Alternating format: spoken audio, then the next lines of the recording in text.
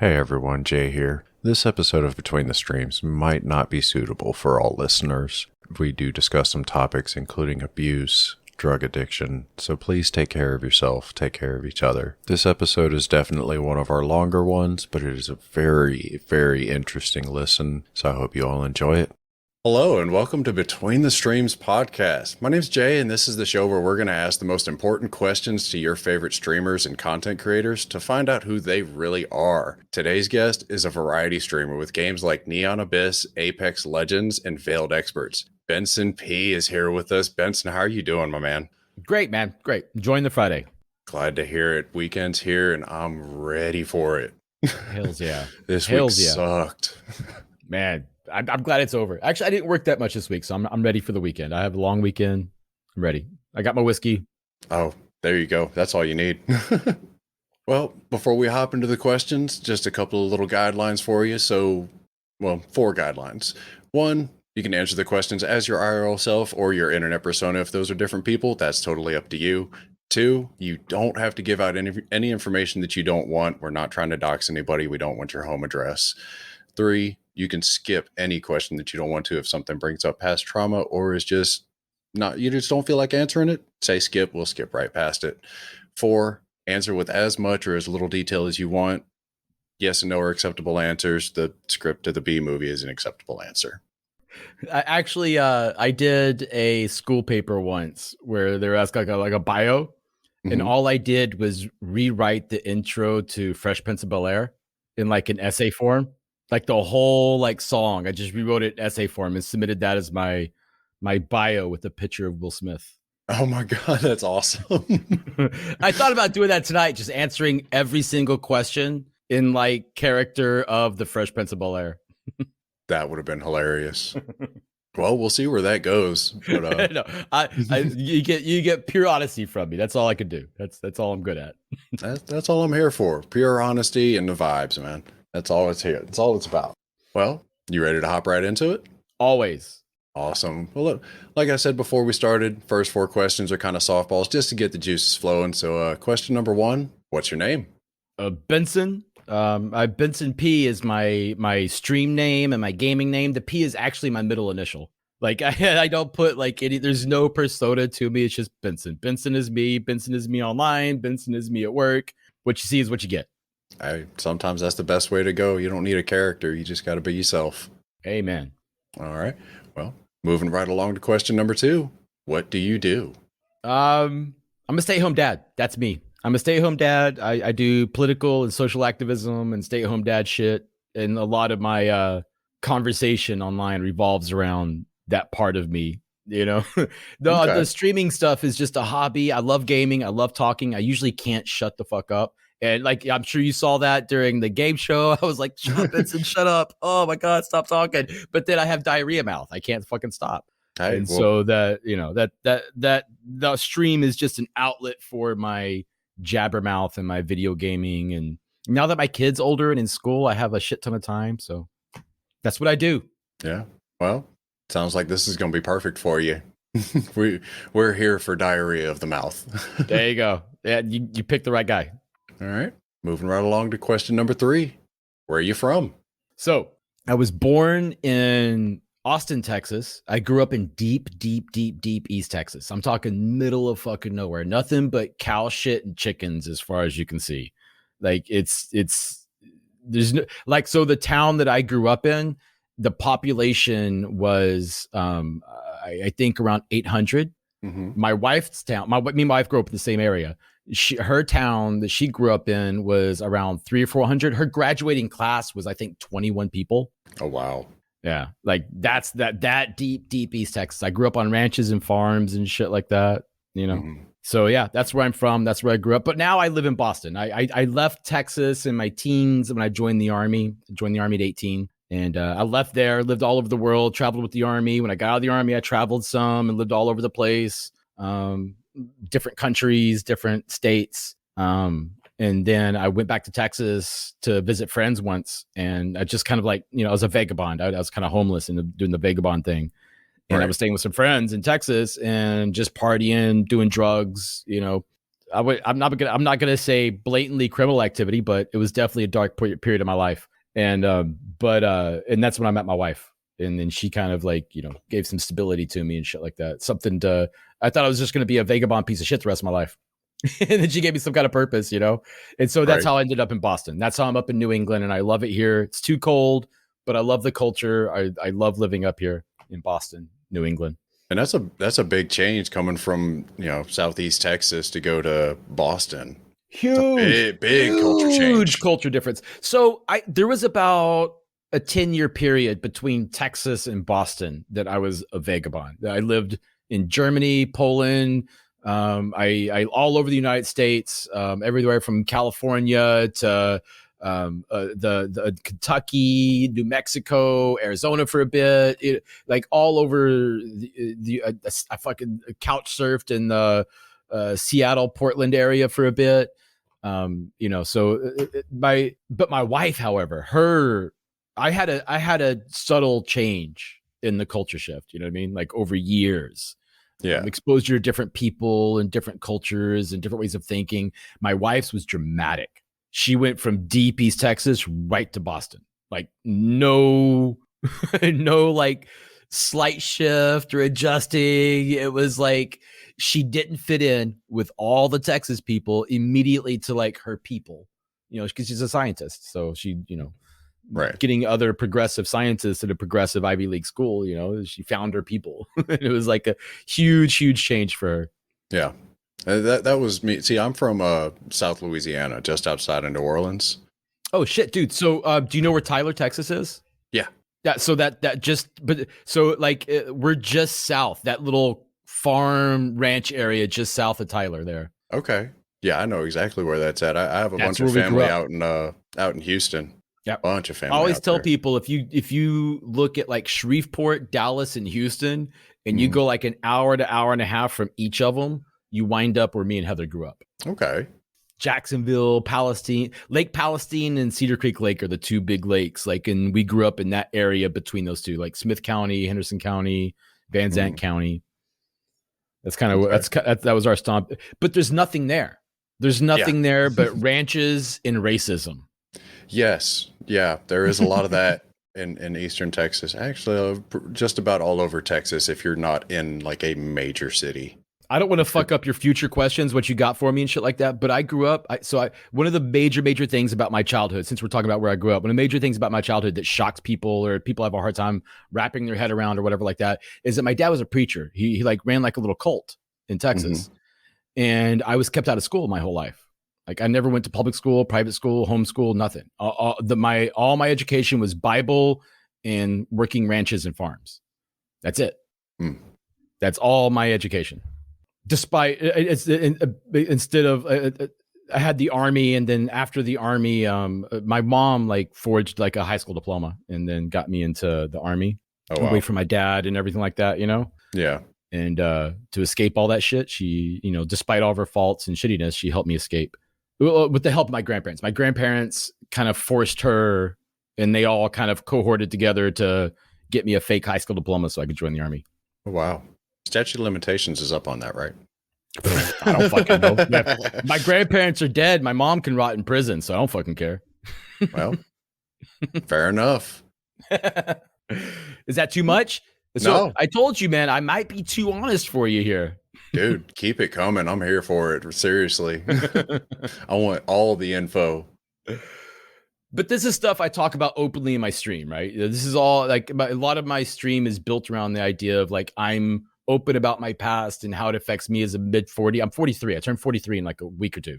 And so this is a lot of my stream, a lot of my conversations revolve around this is what happened to me. This is how it affected me. This is how I've recovered and grown past and how I went from that to this. You know what I mean?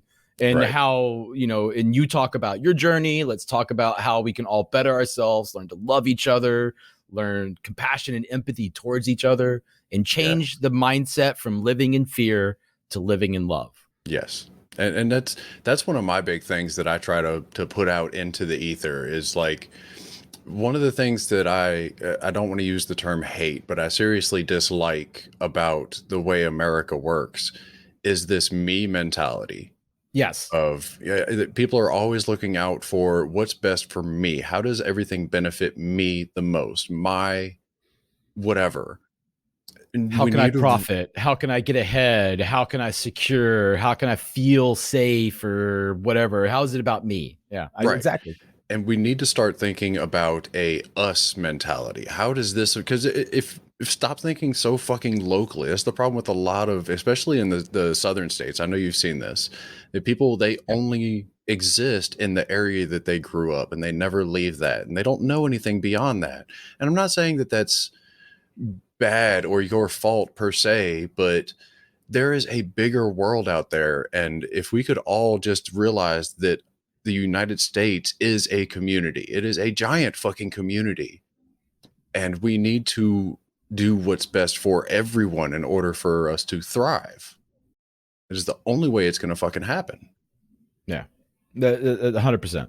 I was just talking about this today. I don't want to go too political and all that kind of shit like that with you, but of course, there's a big news in the United States today about people's rights and all that kind of shit like that. I don't want to go into it like Yeah. and ruin the mood of it, but Yeah. it's the whole concept of um, Americans. There's a whole huge multiculturalism in the United States with different people with different ideals and different ideas and different concepts, and it's huge in America. I'm not saying that the rest of the world doesn't have to deal with this, because of course they do. Yeah. But America is a nation built on multicultural immigration. Yeah. And it's built on slavery and taking away Native people lands. But anyways, I don't want to go into that. But Yeah. our government has built in the ideas of give us your sick, your downtrodden, all that kind of shit like that, right? Right. And and you have some people with some very different fucking ideas. But a lot of people, like you're talking about, don't understand the concepts of social compromise, of meeting people in the middle, of letting the elected officials, the popular vote lead the way, But then you get into all corporatism and lobby groups and blah, blah, blah, blah, blah. Well, then you get a rabbit hole that we don't need to go in. This might be an unpopular opinion. I know some people that I know are definitely going to get irritated with me saying this, but if the United States government operated solely off of a popular vote, and I'm talking about one for one, everybody's vote counts. Fuck the electoral college, right? Get rid of it. Electoral college is gone. If you just go off the popular vote, Republicans never win another election. Oh, never. Never. So there's two things. There's that. So there's so gerrymandering is a hot topic, right? Because everybody talk about, and the idea of gerrymandering is a good idea.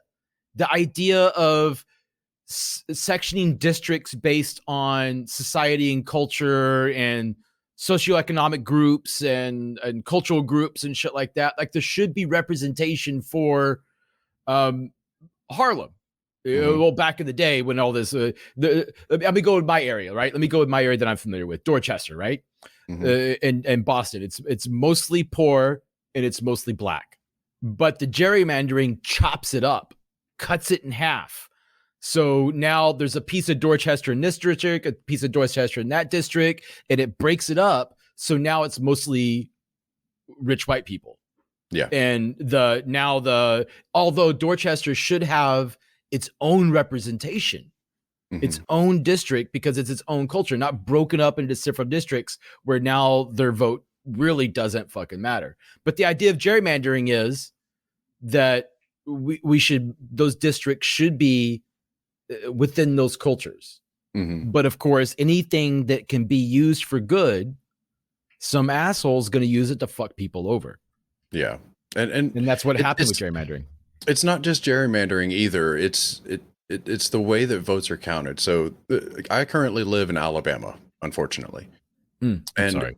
If you look at the last presidential election and you look at the way the votes were counted in Alabama, the state map and how the counties are laid out, there's 4 blue dots: Huntsville, Birmingham, Montgomery, and Mobile. Of course, the 4 biggest cities in Alabama. Yeah. No, I've seen that map before. But that's it. That's the only fucking blue dots. Everything else is red. And of course, the whole state votes red because that's the way that we do our fucking It- elections. and then they gerrymander the blue out of there. Like the city's blue, but then when you look at the voting districts, it's even smaller. Yeah, like I You want to know? say I want to say the city of Birmingham is cut into like the majority of the city is in Jefferson County, but then you have like this little section that's cut out and this little section that's cut out, and it just fucks the whole voting system up. Yeah, it does. It's horrible. I mean that we America really needs to take some cues from people who are doing more popular vote stuff, parliamentary systems where people's votes matter and the seat of power is constantly rotating out. It's not like, oh shit, now we have to deal with 4 years of one motherfucker Yeah, sitting at the head, whether it be the president or the speaker of the house or whatever. One motherfucker holds two people. That's not the way a democracy should work. That's not a way a republic should work. It's not the way a parliamentary system should work, and it's not the way a democracy should work. That much power is in just a couple of seats. That's not 100%. what the flaws of the founding fathers being racist, slave owning, Yeah. and definitely like a little backwards, and they're like, go fuck the system, hold on, motherfucker, we need a little bit of system. Yeah, you know, despite all their some control. flaws, their ideas were kind of sound. The idea that we need representation that represents everyone. We need some type of government that represents it needs to be even if it's broken down into its smallest fucking parts. Yeah, It still needs to have somebody in government needs to represent everyone, and that's lost. That's been lost in America. absolutely. I'm sorry. We digressed. We fucking Just a little completely. bit. I completely derailed your questionnaire. I'm sorry. No, well, I mean, the question was, where are you from? And I mean, we were talking about the general area that you're from. So. Yes, the South. The South. I grew up in the South. Yes. Yeah, Was that the simple answer? I guess. Yeah. America. Okay, so You said this was going to be an hour. We're going to be like 3 hours into this. You'd be like, God damn it! I asked the wrong motherfucker. it's not the first time. No, it wouldn't be the first time, and it won't be the last. But moving Lots right of editing along, for you. Oh no, I don't edit a whole lot. I edit out pauses, and that's about it. There's going to be no pauses with me. Right? Well, moving into question 4, the last of All our right. softball questions, which actually has been argued is not a softball question, but I Okay. don't care. So, vanilla or chocolate? That really depends on what you're talking about. I'm not a big fan of vanilla. I prefer chocolate in most things. But as soon as I say that, somebody's going to come out of left field. Well, what about this? I'll be like, God damn it, I like vanilla that. So I'm not like anti-vanilla, but definitely 100% will prefer chocolate. I see. I'm in the same vein. If we're talking about desserts, chocolate. If we're talking about like what I like to put in my coffee in the morning, French vanilla, of course. Yeah, so it's just if you're talking like most desserts, yes, chocolate. But then you come at me with like some French butter pastry with like a vanilla frosting or a vanilla filling. I'm like, oh, homie, you got me. That Right? sounds amazing. There for it. Because I love the butter pastries. I'm all there for the butter pastries. Oh yes, yeah. I haven't had a Flaky good butter stuff that falls pastry in a apart when you bite while. it. Oh, my wife just took up baking. She's one of the COVID baking people, right? Mm-hmm. Stuck at home. She's working from home. She's like, fuck it. Everybody's baking. I'll bake. And she got good. She got really fucking good. And like quick. And so now she's doing my favorite, the butter pastries with the fruit fillings. Oh my God, I'm gonna get so fat. Ooh. Yeah, that's one thing I love. Me and my wife, we balance each other really well. So like I'm really good at cooking. So like anything that you need, for dinners, lunches, stuff like that, I'm amazing at cooking. If I Right can there toot with my you. own horn. My wife makes some of the best baked goods you'll ever fucking try. Her brownies are literally requested every family gathering we Nice. go to, and people fucking fight Wait, over what kind that of shit. brownies? Man, they have like chunks of chocolate in them, or are they just like pure on fucking like fluffy brownie? Look, she made these brownies one time. I call them crack brownies. So it's Not because you eat them out of the crack, right? Right. Well, Okay. look, we different podcast. So they've got the regular brownie style in there, but there's also fudge just like kind of marbled through there along Yes. with caramel drizzled on top. Oh my And God. then You they've kill got me with the caramel on top. walnuts and dried cranberries mixed in as well. Oh, fuck me, man. Dude, you want to Mm. talk about orgasmic in mouth feeling? Oh my God. Damn, dude. So That good. sounds amazing. And then she makes these s'mores cookies, which are like they've got marshmallows on top, like the big marshmallows on top of them with fucking the cocoa powder. I'm making myself hungry. Shit. So good. Yeah, you made me hungry. You Okay, made me hungry. that's enough of that. So going on to question number 5, what is something that you've done that you're proud of? Mm, And you can't say kids. yeah, so my kid thing is a little different because my wife works full time. So we reversed the roles where my wife only took like a week or two off after the kid, and then I was responsible. I am the Mhm. stay-at-home parent, and I didn't think I would be as good at it as I was. My kid's 9 now, not prepubescent girl, completely different story. That shit's hard. That shit's fucking hard. I I am bet. not good at it. But the baby toddler shit, I was I was so I was so good at it and so into it that like we fostered a couple little babies and then we're setting the house up for so I can have more babies. Hmm. So I could take care of babies because I was so fucking good at it. And as a person who never, I don't have any schooling. And I sucked at the military. I sucked as a cop. I wasn't very good at construction. Everything I've tried to do, I sucked at, man. I am not like an accomplished, like, oh, look what I've done. The Right. only thing that I ever was like, look how good I am at this was the baby toddler stuff. And I knew I liked babies, but I never thought I'd be that good at it and that fucking patient and on top of things. And it was good. It was really, really, really good. And I know that's not normal for dads to not only go into that role, but just to be so good at it. Yeah, to excel at it. Yes. Yeah. And I know that's not normal for most men in America.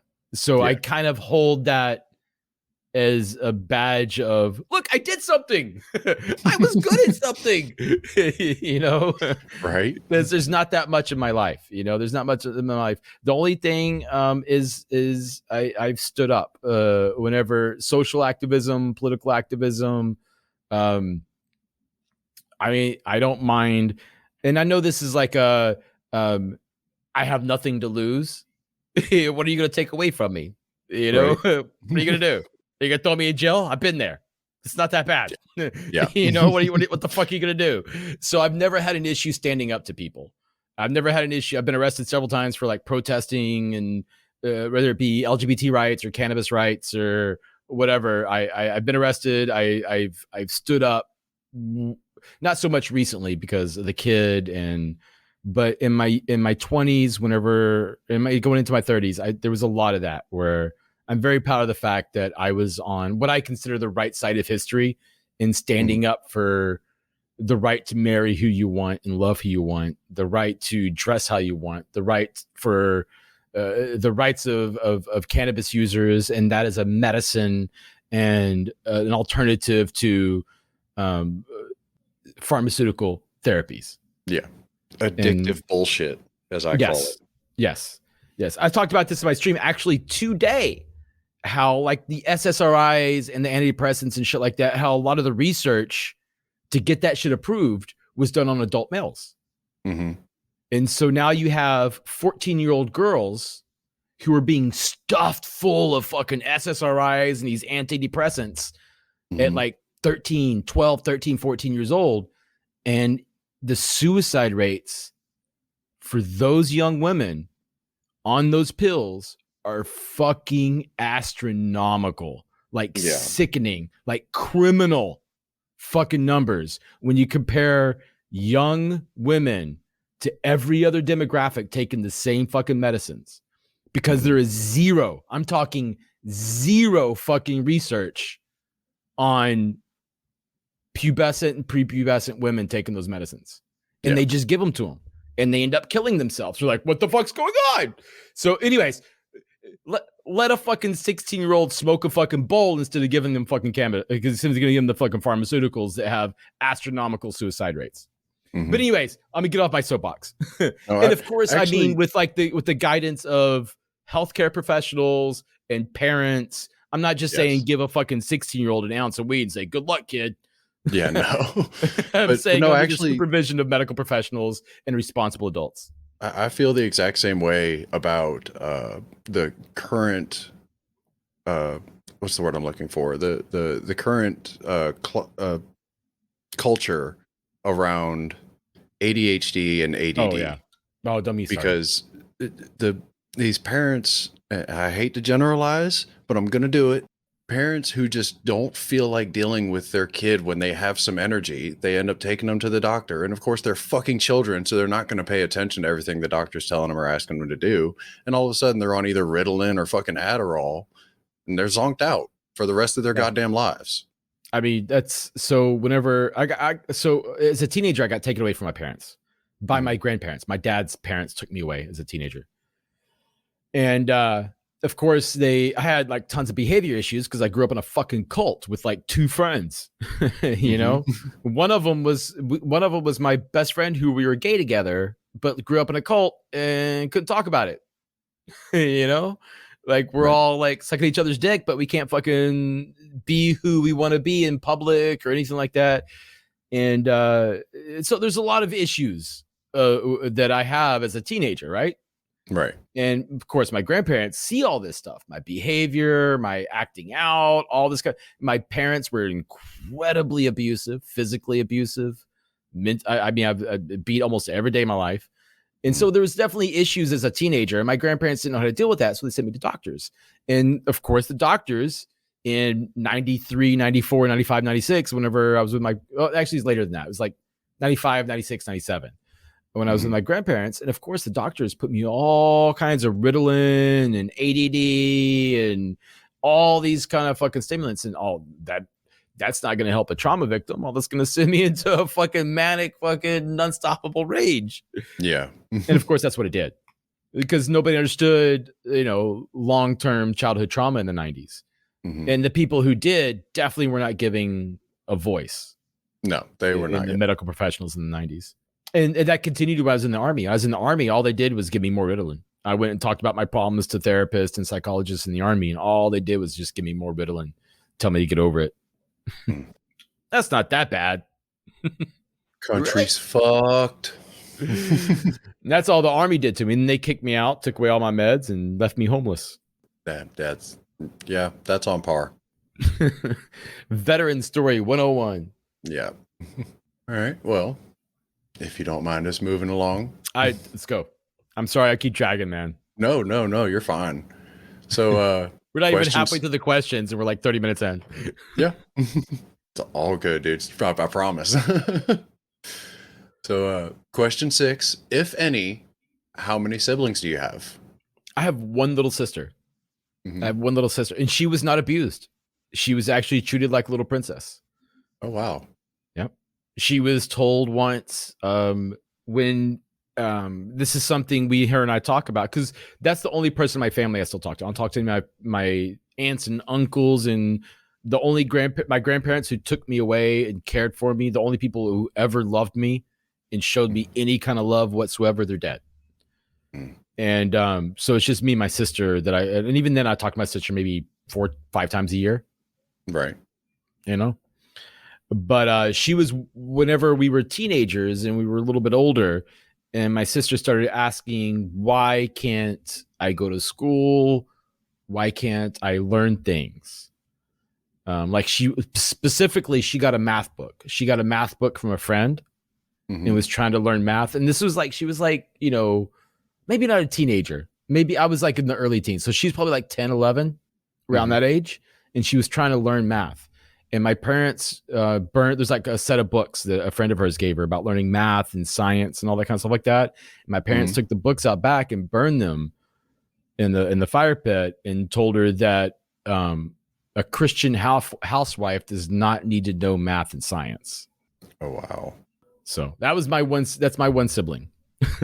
But she wasn't physically abused like I was, but she was like that story. She was definitely, and so there's definitely like a she saw the abuse that I maintain that I took, as a child, and she feels a lot. She feels a lot of guilt because she didn't receive it, like survivor's guilt, because she didn't receive it, but also that she feels like she's we've talked about this before, of course. Like I said, I'm comfortable talking about this stuff because I talk about it so openly in my chat and with other people and shit like that. So it doesn't really, I know this is like heavy for you and maybe for some people listening right now.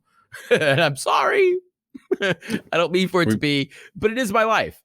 And so she definitely feels some of that. Like, I'm sorry I didn't stand up more. I'm sorry I didn't get it. I'm sorry I survived. And that definitely hinders a lot of our relationship. Right. Yeah.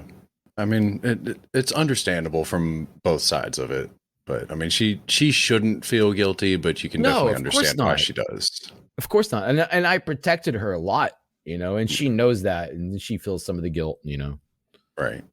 And I try to like ease it for her, and but there was a while where so I ran away. Like I told you, like I remember early on, you asked where I was from. I said I spent that decade as a vagabond, and that was complete disconnect from everyone, like my family, my friends. No one knew where I was or what I was doing. And during that time, she had a kid, an abusive husband, all the kinds of things that a big brother should have been there for, to help and look out and be there. You know what I mean? And I wasn't. Yeah. I ran. And I was unavailable. And I'm sure there's probably a lot of stuff there too that she has a lot of animosity for me, like abandoning her, because I knew the situation I was leaving her in when I left, Yeah, but at the same time, I don't think anybody could really blame you because you were, I know it's not the healthy way to deal with it, but still you were running from your own problems at the time. Oh no, yeah, no, I don't. Like I said, it's complicated, man. It's like super dark and complicated. There's hours of therapy I've spent talking to tons of professionals trying to work this shit out. It's like super deep and interwoven and complicated with her and me, and it's nasty, man. And even I'm sure me and my sister will be like fucking 80, God willing, Bejeebus or Thor or whatever the fuck you believe in, flying spaghetti monster willing, genetics willing, we live to be 80 and we're still talking about and working on this shit and being better people and being better siblings. Well, that's the only way to work through it, is to talk about it. Right. I mean, you can't fix anything that you keep in the shadows. I say that all the time, man. Like, there's the nastiest things on the planet, the absolute dirtiest, nastiest, deadliest things on the planet grow in absolute darkness. Yeah. You put some sunlight on some shit and lots of stuff dies, man. You get to see, put sunlight on, direct sunlight and open air on shit. You get to see really quick what is and is not. Right. All right. That's enough analogies. All right.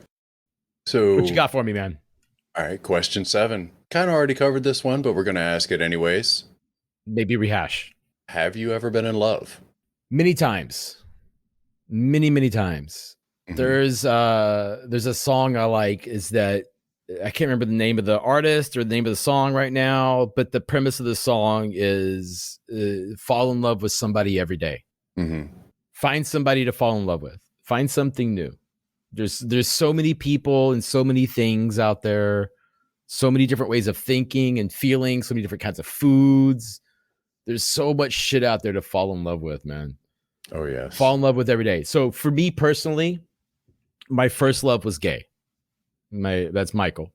He's dead now. He died when we were teenagers. He was a beautiful man. My first love. I'm bisexual. I've had deep, intimate relationships with men and women. I've been married 3 times. This is Oh my wow. third wife. Hmm. My first wife still has my last name. I loved her. I still love her. We've had conversations recently. We still love each other. It's still, it just didn't work out. It was the wrong timing and everything like that. The same thing with my second wife. We loved each other deeply. We probably have a conversation today and still love each other, Hmm. but she wanted a family and I wasn't ready. And that created a huge divide, you know? Hmm. And so we separated. The first wife was just too young. We were just too young, too stupid. I was 20, she was 19, right? Hmm. I was in the army. We were both young and stupid. But even then, I've had 2 men, 3 women. I would say 4 women and 2 men that I have been deeply, deeply passionate in love with, and even today carry deep, deep, deep love for. And I try, like I said, I fall in love easily. Like I find friends and people that I meet, I'm like, I fucking love you. Like, and I mean it real. Like I talk about Yeah. this in my chat and people have a hard time conceptualizing the idea that I love you. Like what, so it's something it's a mantra for my stream. And I Hmm. word it different ways, but the premise and the simplification of it is you deserve love and you deserve to love yourself. Hmm. And I take that from not only my own life, but goddamn, I fucking love Mr. Rogers. And that motherfucker Yes. talked about all the time that you deserve love. You're human. You're Hmm. fucking human and you deserve love. And I try to live my life that way and it's easy for me. And I understand it's not easy for everyone to see someone and to feel love and compassion immediately. Hmm. So for me to change my mindset from being taught hate, but it contradicting with who I am, and then growing up and finding love, and experiencing love, and learning how to give love and accept love, it became easy for me. And the list of people that I have loved truly and deeply and passionately, whether it be me sticking my dick in them or not, is long. It's a long fucking list, man. Yeah. If that makes sense. Yeah. No, absolutely. I actually I struggled with this for the longest time. Like I grew up not the same way as you, but with some of the same Not all the principles violence, being but taught. the same kind of like, but the same kind of like, what's the word I'm looking for? Oh fuck! I interrupted you because I had a word in my head. Now I fucking forgot it. I'm sorry, dude. I mean, interrupt No, your you're train of good. thought. You're good. So I was taught hate from a young age, and it wasn't intentional. But growing up in the South, sometimes that's just a part of life, and I Prejudicial, struggled with that. prejudicial. You were taught prejudicial thinking. That's what I was Yes, thinking of. yeah, absolutely, very much so in my young formative years, I was sitting there and racking my brain trying to think of prejudicial. yeah, and I'm actually very open about this in my stream. Growing up, all through my early to mid 20s, I was a horrible person. Like I'm ashamed to say, but I will say it every single time. I've used hateful words, racial slurs. Me Like too. I've done that in the past, and it took actually being around different types of people and my wife as well. Like she actually really helped to teach me that stereotypes are stereotypes. It's not the way everybody is. Yeah, Learn to meet the and know the individual person. And that's how I live my life now. I tell everybody that I talk to. I get off the phone with guys from work. I'm like, all right, buddy, I'll talk to you later. Love you.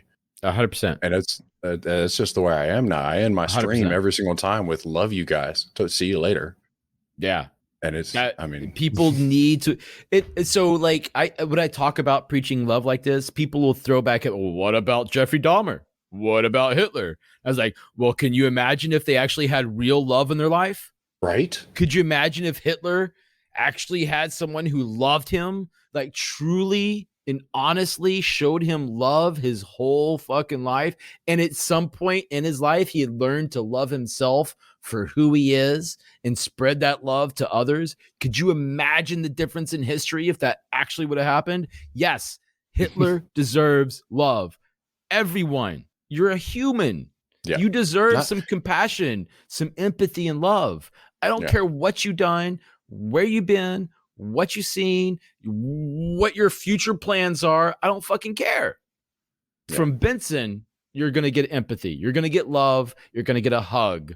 You're going to get, what do you need? What do you fucking need? Hey, if we ever meet in real life, I'm gonna look forward to that hug. Just Oh, dude, I saying. fucking hugs can save the fucking world, man. Cause I'm a fucking hugger. You can ask anybody. I'll hug anybody. 100%. It doesn't matter. We're actually there's supposed to be a pride parade. Actually, I don't know if it got canceled or not. I need to look into that. There was Yeah, supposed to ours be a got pride canceled. parade, and my wife and I, we keep planning to do this over the past couple of years, and fucking pride keeps getting canceled here in Alabama. I wonder why that is. But but we're gonna I have it's no kind of idea what you're talking stereotypical. about. Doesn't make sense to me. But it's kind of cliche now, but we're gonna go, have T-shirts made and do the whole like free hugs. Anybody that wants them, just go stand on the side of the parade route. Do you like I've always wanted to fucking do that. do you like one piece of people have oh my god, I just smoked. I'm choking all over. Do you like how people do like the cardboard sign, right? Free hugs, the cardboard sign. Yeah. Yeah. Do you like one big cardboard sign that you're both in?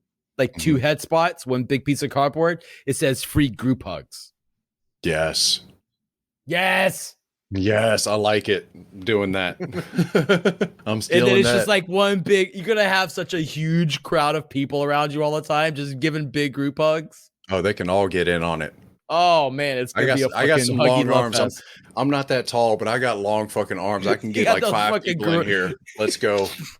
I'm short, but I got them chimpanzee arms, man. A fucking knuckle drag. Let's go. Dude, it's really fucking weird. I'm 5'10", but my wingspan is like somebody who's about 6'6". I have long fucking arms. It's fucking. See, I'm the most average motherfucker in the world, man. Like everything about me is my hands, my feet. I wear a size 10 or like a 9 super wide, like average, I'm Yeah. 5'10. I weigh like 160 to 170, depends on the season and how much I've been working out, like anything medium. If you go to men's medium, it fits me, Wow. everything. It doesn't matter. Pants, underwear, shirts, it doesn't matter. Men's medium, it's like, holy shit, they made that for you, didn't they? Like, fuck yeah, they did. I am the most average white guy you will ever fucking brown hair, brown eyes. I have white skin, but I tan pretty dark. Like Yeah. I'm right there with you on most of that, but like what's really weird is you and I aren't that far off on size. So I'm also 5'10", but I'm 185 pounds. Yeah. I could easily be in 185 if I didn't have my constant workout and strict diet stuff that I do. Right. But I am stocky as fuck. I actually wear an extra large shirt. Jesus, you got them shoulders. Yeah, I'm just wide fucking shoulders. My chest is like, I don't have muscles on my chest, but like my rib cage is just fucking huge. 100%. I have friends of mine. I swear to God, they're like just a few pounds heavier than me. Like you're talking about, like same size, same height, everything. They're just a few pounds heavier than me, but them shoulders, yo. Yeah. It's like, holy, I got them like lean, kind of like average. My shoulders, everything about me is average. My fucking dick is average. Like there is nothing about me that's not fucking average, man. And but I see my friends. Like I have one friend of mine. He is like an inch or so shorter than me. And he weighs like you're talking about 185, 190, and he's not fat or chubby or anything like that. He's just got giant shoulders. Yeah. And it's just like he has to wear larges. I'm like, I give him my shirts and he's like, oh my God, dude, I can't put this over my fucking head. And it's like, but you're smaller than me. Yeah. See, mine's twofold because like one, it's my genetic build. Like I'm built just like my dad and my brother. We're all just stocky and, average height. But I've also worked construction for about the past 20 years. Yeah. What area of construction?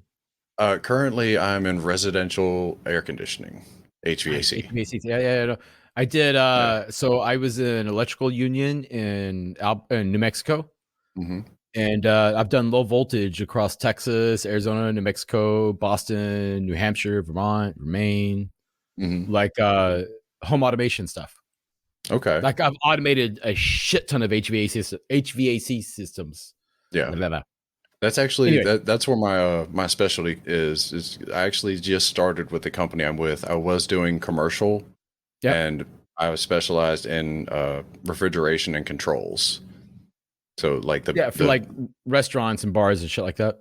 yeah, and these massive hotels that have, Yep. 140 plus rooms, and it's all controlled from a smart controller. Oh yeah, Like like a control for a restaurant or something like that. Yeah. See? Yeah, that was my specialty. I busted out some names. You knew I wasn't full of shit. Yeah, absolutely. Yeah, so that's what I did. I've been to the Control 4 headquarters. I've been to Crestron headquarters. And you know what CEDIA is? CEDIA, what is it? Custom Electronics Installation Design Association. It sounds familiar. Yeah, so they do like all the they're the people who's trying to get, they're the organization that's trying to get a union nationwide for low voltage. Okay. You know what I mean? They're like the union. They're not union because there's no low voltage unions in most states. I think only a couple of states have low voltage unions, but they're the organization that's trying to push the unions in the states. Yeah, the different states. Anyways, I was certified with them. Right now, the way, if you're in HVAC and you want to be in a union, you have to join a pipe fitters union. Yeah, because there's actually no HVAC unions. Up here there is. Is there? Yeah. Oh yeah, 100%. 100%. There's HVAC unions, but I think you're right. So up here there's also a low voltage sub thing for you're in the electricians union, but there's a sub thing for like low voltage licenses within. So I think you may be right. I think there may be a pipe fitters union and then a sub certification for HVAC. That may be right. I think that may be right. Actually, it is where I'm at, anyways. Because like we looked around for it because the company I was working for, the pipe fitting department, because we were all separated. We had the pipe fitters, we had the ductwork guys, plumbers, and then refrigeration and controls. Our pipe fitting department unionized, and the company shit itself when it fucking happened. It was kind of hilarious. Sure, but, every time. But yeah, they were so scared that after the pipe fitters unionized, then it was going to spread to all the other departments. So, but I ended up getting out of there before I saw what actually came of it. Damn, man, the union shit. That's what you that every single worker's right. Every single increase in minimum wage, insurance, the rights of workers, the pay of workers, everything. It doesn't matter what fucking country you're in, what society you're in. Every single progress for workers' rights, workers' pay has been forced through awful means by unions. Yeah. That's the only way workers get their rights, and that's the only way we progress forward is by collective bargaining. That's it. That's the only option we have as workers against corporations. Anyways, I'm sorry. We derailed again. We did it again. Nope. It happens. That's the beauty of it. We can just keep talking. And then the list is still there. We can always just come back to it. Yeah. So I did. So that vagabond era that I was talking about, that 10 years or so, where I was moving around when I didn't know what was going on, when I was kind of dating my wife, but kind of not, and trying to figure it out. And even the early parts when my wife was working through her master's degree and her PhD. Well, she has like multiple masters. When she's working through all of her graduate work, that's how we afforded to live during all that, was me working construction, me doing low voltage, me doing home automation stuff and everything like that. Like I have some crazy fucking stories from like home automation stuff, you know, like I did George W. Bush's Crawford Ranch, his pool area. If you go to the Crawford Ranch in Texas and hang out with George W. Bush, the whole sound system in his pool house and around the pool, the rock speakers and the control force shit, I installed all that. Nice. You know, fucking if you go if you go to Oprah's house in Santa Fe and you go watch a movie at Oprah's house in Santa Fe at her home theater. I installed that. Very nice. Well, speaking of the vagabond times, I feel like you're Yes. going to have a really good answer for this next question. Okay. And number 8 is possibly my favorite question because of the answers that we'd be getting. So, Benson, Yes. what's the drunkest you've ever been? Holy shit. You're about to get a story I've never told before. Oh, world's first? Okay, let's go. I don't think I've ever told this story before, but I was stationed in Germany and me and my buddies went to a discotheque.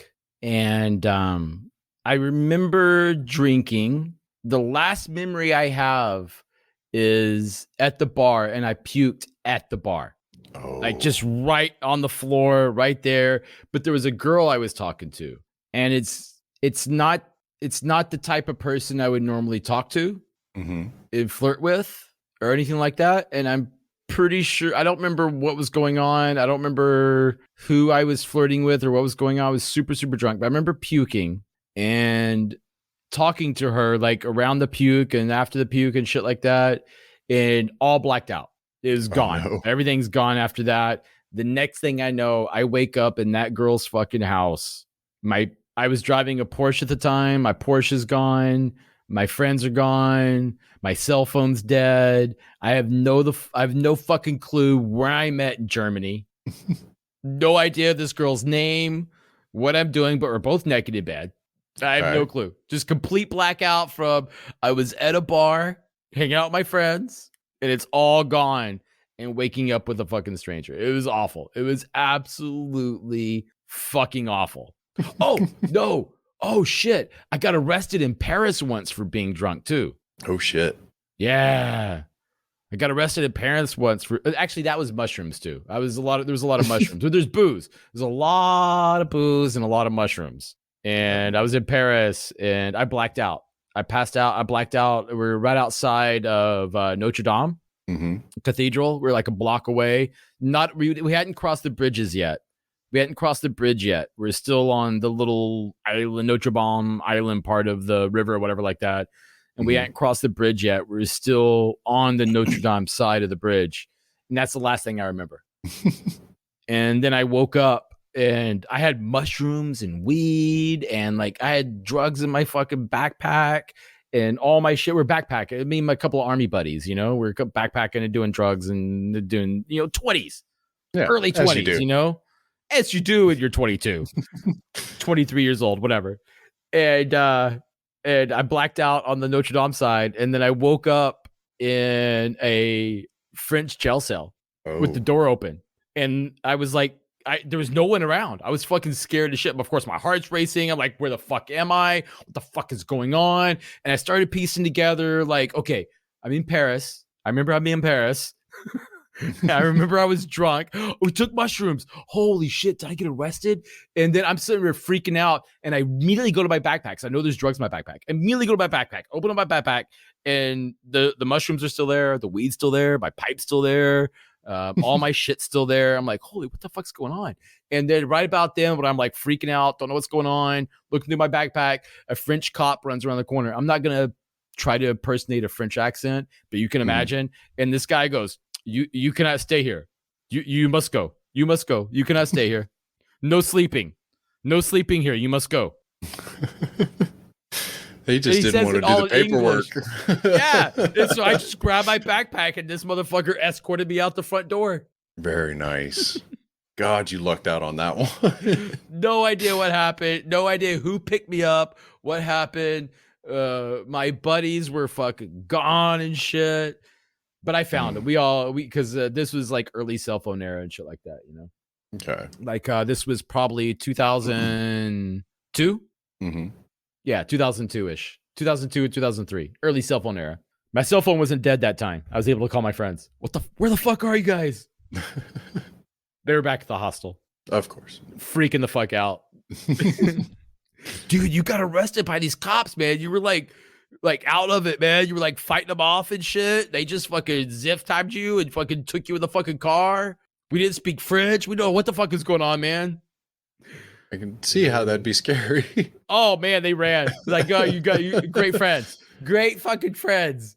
Oh Just yeah. leave me the fucking French cops and you fucking run off. No, I don't blame them, man. I mean, we were all like in the early 20s and stupid and doing stupid shit. You know, I don't blame running. I didn't then either. We actually got back on the train and headed to the south of France. Right then, that day. I'm sorry. Amazing. Derailed again? No, you were still on it. You were still on topic. So I think that's probably my two stories that I could think of that where I've been. Oh no. Oh, we're gonna get 3? Fuck, man. No, you're not gonna get that one. You're not gonna get that one. You get the 2. You don't get the third one. Screw you guys. We'll settle for 2. Still good stories. So I like to drink. I like to drink and I like to do drugs. I've always been a druggy, drinky person. Mm-hmm. Especially like the natural stuff, like cannabis and mushrooms, you know. And I know this is probably gonna get me DMCA'd or terms of service or whatever like that. And I'm sorry, man, but cocaine gets way too much demonization, like way too fucking much, man. That shit was like, it was super popular back in the day, and there is a way to manufacture cocaine to where it's less addictive, less harmful, easier to dose than even caffeine.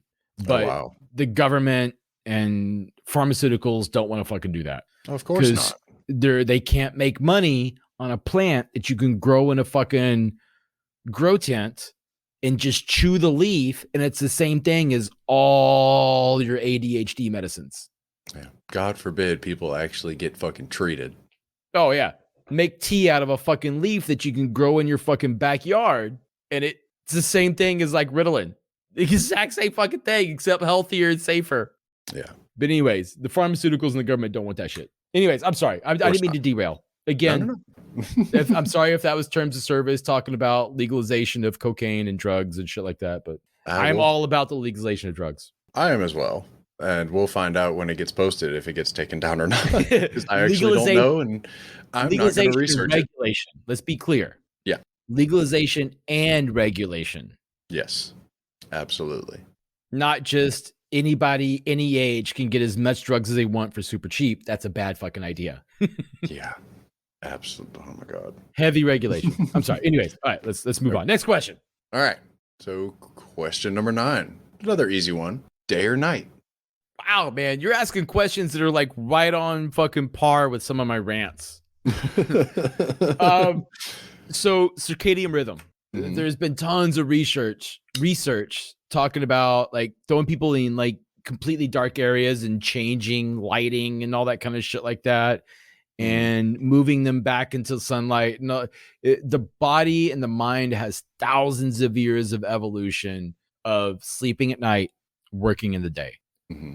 And I'm a huge believer that if you can train your body, and if your work schedule can permit it, and if you can, with medication or whatever, train your mind and body to actually sleep at night and be accomplished in the day, there is huge mental and physical health benefits. Mm-hmm. That's my belief. But I've always been the kind of person that just wakes up with the sun. I don't like being awake at night. See, there you go. We're gonna differ there, because I love nighttime. Just the peace and like the staying ambiance. Up all night, or just experiencing the lack of sun and the twilight and all that kind of stuff. A little bit of both. Like back when I was younger, I would stay up all fucking night, and late into my 20s, I had no issues being up until 4 or 5 o'clock in the morning and then going to sleep. But I am now a day person because of work, and I hate it. I hate the sun. The day star can go fuck itself. That's fucking hilarious. But that's because we, much like where you grew up, I live in the South, where we are currently experiencing 3-digit days. Yes. And oh my God, I hate the heat. So you're in Alabama, right? Yes. And one of the things I've tried to explain to people about farming, ranching, swampy areas, right? Like, so up here where I'm at, I'm in Boston. I'm a little coastal, tiny coastal resort town, right? Like I'm on the fucking beach. Right. Like It takes me 10 minutes to walk to the fucking Atlantic Ocean. Oh God. Right? So Yeah. the humidity is pretty high. We always have like 60%, like super humid days get like 70, 80, you know, like a super dry day will maybe like 40%.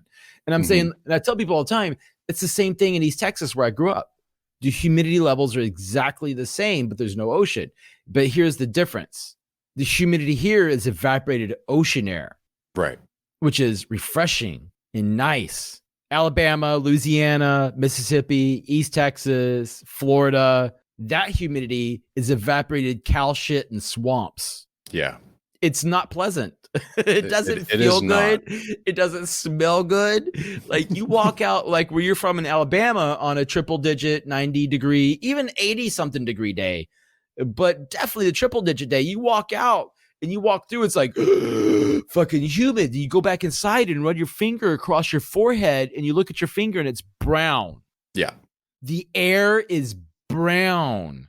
It is full of dirt and cow shit, chicken shit, pig shit. It's not beautiful, nice, refreshing, evaporated ocean air. It's evaporated fucking pig shit. All right. There's some chicken shit and cow shit in there too, but no, you're absolutely right.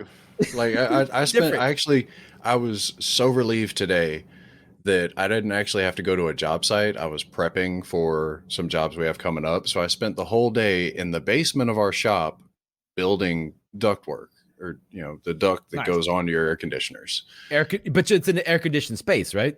No, actually, the basement is not air conditioned, but it's underground, and you're inside. Yeah.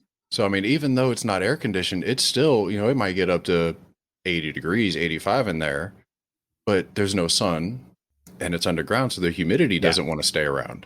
Exactly. It escapes out any way it can. Right. But I've also, the reason why, especially if you have good airflow down there. Yeah, when we first got on the call and I said I've had a rough week, it's because I've been in attics every other day this week. And if you've never been in an attic, even in a fucking open building, like it's not an unfinished building. Low voltage retrofits? Are you kidding me? Yeah. For everybody who's never spent time in a Southeast United States attic doing labor, we're talking about 90% humidity. Easily outside, 150. Yeah. Outside, it's, 100, 105. In that attic, it's going to be 130, 135.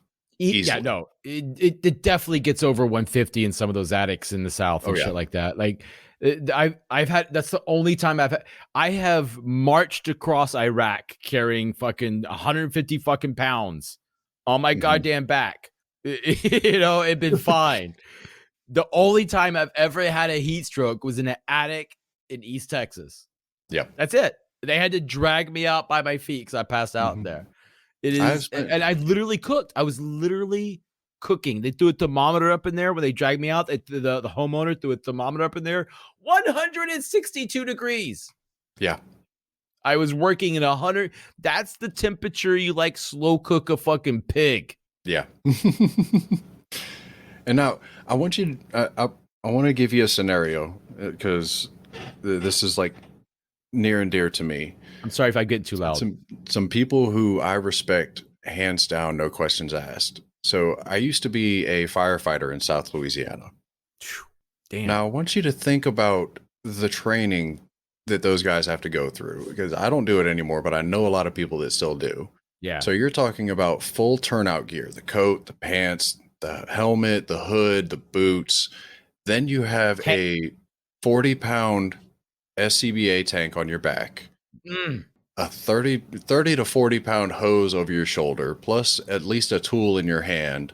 Go climb that ladder. Yeah, go climb a ladder, go climb a tower, go fucking cut a hole in a roof. And you're standing around for hours and hours at a time, just out in the fucking sun. Then that's the training. Yeah. That's not an actual, like, hey, there's a fucking 2,000 degree fire right there too. Yeah. Which we also did. Imagine walking up to a fucking a training car fire. You have a hose in your hand. There's water all over the ground. So of course it's 130% humidity, and they set off diesel fuel. Yeah. My grandfather, who took me away from my parents, my dad's parents, who took me away from them. He was career Air Force.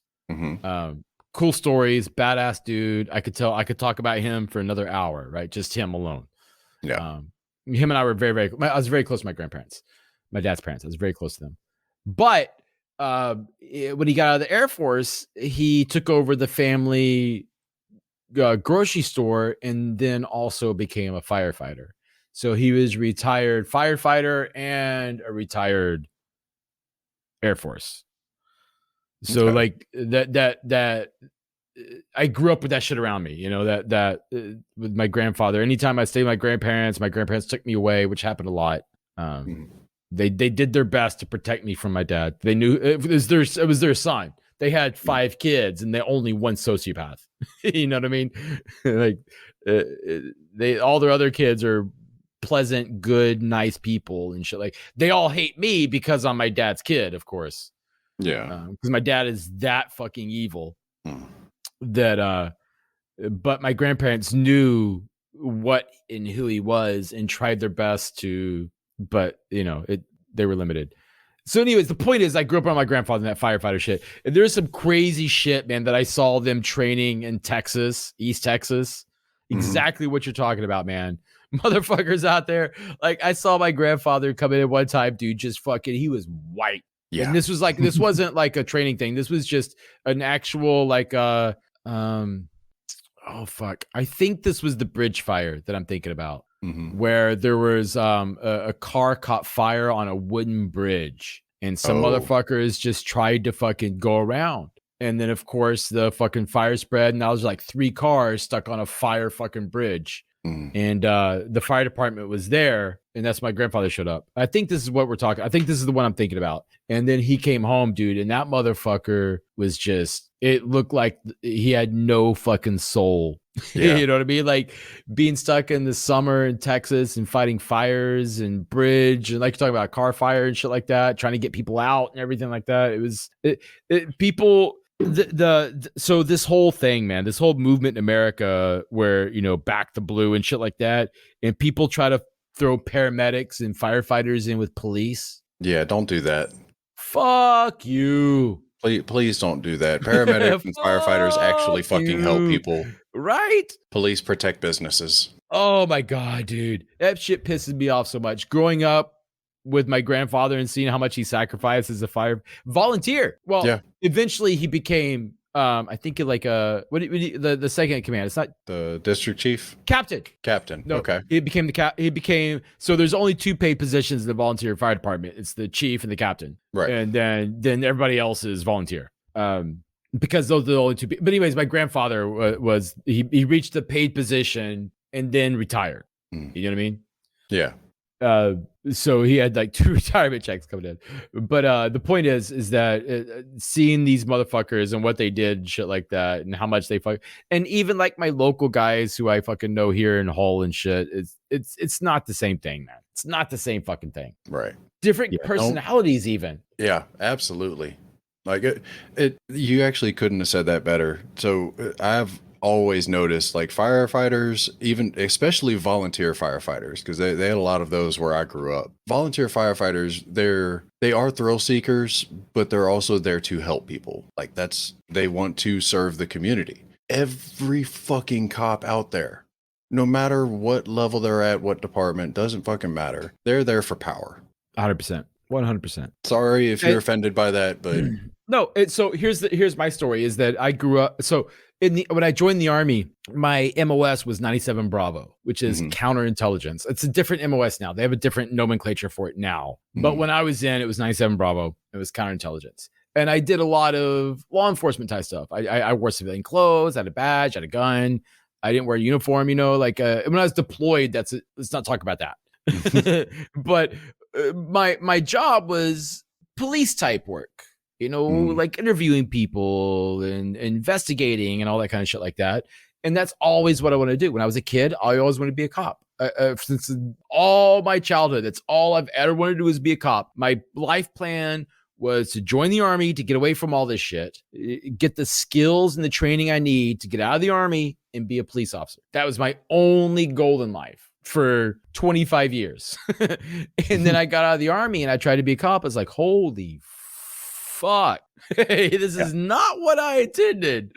And so that happens to a lot of people. Anyone who is not anyone. I don't want to be absolute in my statements because that's not cool. But there's a lot of people who go into law enforcement with the idealistic and naive approach that they're going to make a difference, that I'm here to protect and serve. But the problem is you're joining a system in law enforcement that is not based on protecting and serving. You're joining a system in law enforcement that is designed and built on catching and imprisoning slaves. Yeah. That's what our law enforcement is based off of. And that's the growth it has had from then. Everything from local municipal police departments to state police departments like the Texas Rangers, all the way to the FBI to the Secret Service. Okay, maybe not the Secret Service. The Secret Service actually has a pretty decent origin story and shit like that, despite what it turned out to be. But the all these other law enforcement agencies, they're all based on catching and imprisoning slaves. And that basis of law enforcement and the systems that those are based on has never been addressed in the United States. No, not at all. It's never been addressed and reorganized and thought about, okay, let's get away from the prison systems and the prison industrial complex and the idea that in our 13th Amendment in the United States, our 13th Amendment, where we said slavery is illegal, we said, unless you're a criminal. Yeah. Slavery is illegal unless you're a felon. If you're a felon, then we can enslave you, but not by private ownership, but only by the government. Yeah. Ta-da! Private industrial complex. Private prison complex. I'm sorry.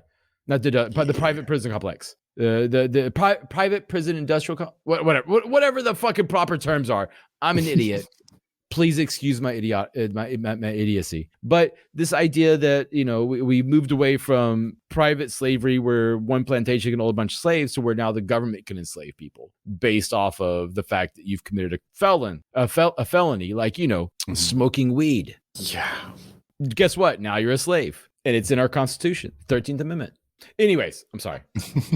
I digress again. Dude, look, the questions are just kind of a framework to get you to talk. It doesn't take much, man. It doesn't. Just like grunt a little bit and I'll start talking. No. So, right. Actually, there's a whole concept about... No, I'm just joking. Just teasing. It's just joking. Well, hour 17 minutes into recording. And now question 2. Now we finally reached the halfway point. I told you, man. You bit off more than you could chew me with this one. Hey, you'd be surprised how willing I am to just sit here. But no, so question 10. This is the halfway point for us. Yes. So what is your favorite color? That's an easy one. Orange and purples, man. Ooh. Orange and purples. You don't hear many people favoriting orange. I like oranges. Like, I have a lot of orange clothes and a lot of orange things. My pocket knife is orange. My favorite pen is orange. My couple of favorite shirts is orange. I have a button-up shirt that I love that's like an orange, yellow, green, like plaid-y kind of thing. I fucking love that. I think I look like a fucking boss. My pipe that I have that I smoke it out of is mostly orange. That's like how orange. I am with like a light blue, almost a gray blue. That's my favorite color. Like that sky oceany blue kind of. Yes. Yeah. That's all me. I feel that, man. I feel that. I'm right there with you. Like if I didn't like the whole orangey thing, so purples I like too. So here's my thing. So my stream, if you're in my stream, you'll see some of my artwork from that I have in my theme is a lot of orange and purples, which are my favorite colors. I did not tell the artist that. Oh, I just told him like I'm kind of lovey, hippie guy. I sent him a picture of myself. And told him I'm kind of like, I'm middle aged. I'm in my 40s. At that time, I think I was just turning 40. This is a few years ago. I was just turning. I'm turning 40. I'm all into like I smoke a lot of weed. I'm into the peace and love shit. That's kind of like all I gave them. And they developed this amazing orange, purple, hippie pothead motif. I'm like, how did you, it was serendipitous. I couldn't believe it, man. I was like, how did you know those are my colors? How did you know that the flowers were like my favorite design flowers? Like, how did you know? But they fucking the nail right on the head, man. I Yeah. fucking love it. Dude, some artists they can do that. Like my whole my themes for my entire stream, they were done by a good friend of mine, Bonk Bink Bonk, and I gave her two things. I love said, that name, by the way. oh yeah, she's amazing. All of her artwork is just top tier. But I told her blue, and I sent her like a specific color blue. I was like, I want it blue, and I want it clean. Have at it. That's some great instructions. And I do that with every artist that I've worked with because I don't want you to make what I want you to make. I'm a very firm believer in artists creating their art. Yeah, 100%. Whether I use it or they do whatever with it, it doesn't matter. Artists should be allowed to create, and I've done that with all of my tattoos. I've done it with, my emotes, my themes and stuff. I'd rather just say, here's a simple instruction. Do your thing. I'm not a fucking artist. Like I can't draw for shit. Man. So can I give it amen? Amen, brother. Amen, brother. Yeah. But yeah, that's awesome. That I go to artists because I'm not an artist. I'm not about to sit 100%. Here and think that I can tell them how to do what they do. 100%. I even do the same thing with like my hair and my beard and shit like that. Like I'm not a hairstylist. They ask me, what do you want? Long hair? Yeah, I want long hair. I want it to look good on my head. That's the one thing I tell every fucking hairstylist or beard stylist that talks to me is like, look, I've only seen my face in 2 dimensions. Yeah. I don't know what I look like in 3 dimensions. You do. You're asking a fucking ant how to build a house. I don't fucking know. Yeah. What the fuck, man? I've never seen. Not only have I never cut hair or a beard or have any artistic talents or framing for any of that shit whatsoever, any knowledge to base any opinion on, I've never seen myself in 3 dimensions ever, nor will I ever. Yeah, it'll never happen.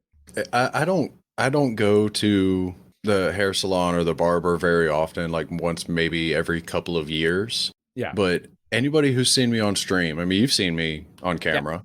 100%. There's a reason why I look like the most generic country boy there is. It's because I have a set of clippers in my bathroom. Let's say that. And I have 2 guards for them. One goes on my beard, one goes on the head. I was just about to say that. I was literally about to say you have fucking razor with 2 settings. Yeah. I have 2 different guards that I use. They both stay on the counter. Joke. I was gonna interrupt you with that fucking punchline, and you just fucking finished the punchline without even me have to fucking say it. Well, I hate that I stole that from you, but yeah, it's a maintenance thing. I don't care what I look like for real. It's easy to fucking maintain. I don't shave because I don't feel like fucking replacing razors. That's why I have a beard. Yeah. But I trim the beard, buzz the head, and I fucking go out into the world. Amen. Well, I have the long hair. I like going to like an artist and having them kind of style it and shit like that. I do enjoy that. I wish I could do long hair. I have a feeling I'd end up looking like what was the guy from Scary Movie 2? I think it was the housekeeper, the butler. I don't. If I've seen that movie, I definitely don't remember it. Okay, well, basically, I feel like I would look like Oh, that's the comedy ones. Yeah. Oh, you're talking about I know who you're talking about. I know exactly who you're talking about. Okay, no, better reference. Rocky Horror Picture Show. the fucking butler. God damn it, what's his name? Rat something. I know the kind of like oily stick to your face kind of. Yeah, that's what my hair would look like all the fucking time because I'm mostly bald up top, but everything else is thick as fuck, and my hair gets really greasy when it gets long, no matter how often I wash it. So I just cut it all off. Fuck it. I love it, man. I love the long hair, long beard is like my look. It has been for years. Like for a long time, I would just like trim the beard super short, but it grows so fucking fast that the look still maintains, you know? Yeah. I need to grow mine back out. I'm tired of the short beard. Oh, my hair growth is annoying. is definitely like I pluck my eyebrows and shit. Like I'd have a giant fucking unibrow.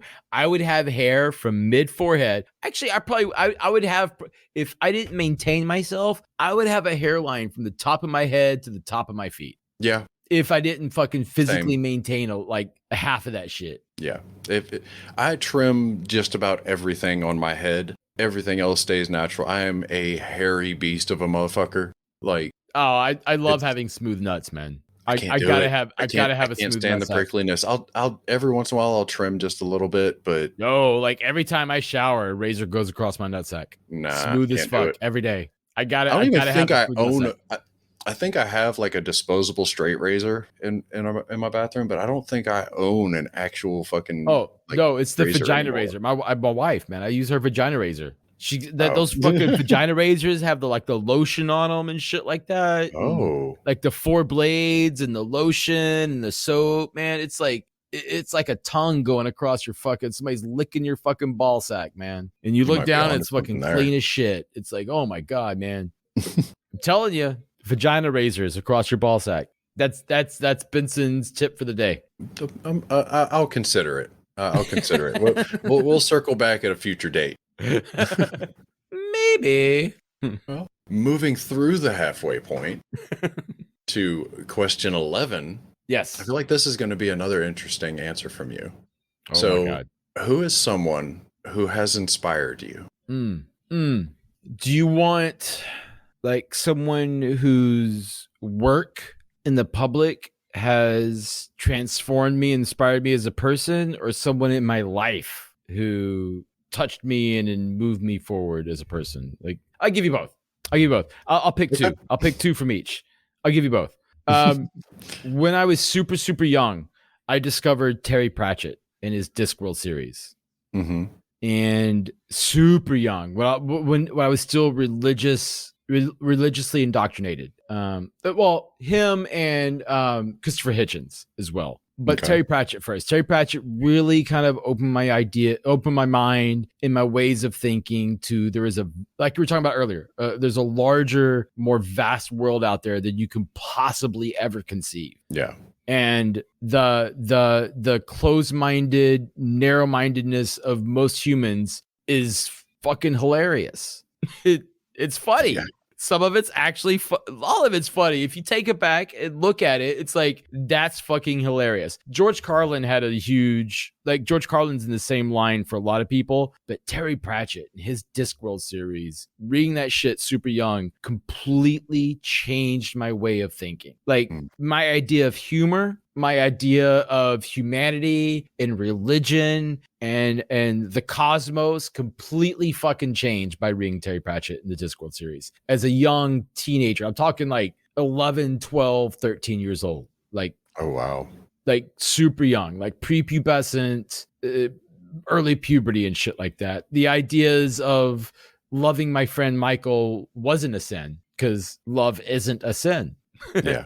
You know, like that's love is not a sin. So, and Terry Pratchett kind of opened my idea to a lot of this stuff, right? That really pushed me forward in my ways of thinking and everything. Yeah.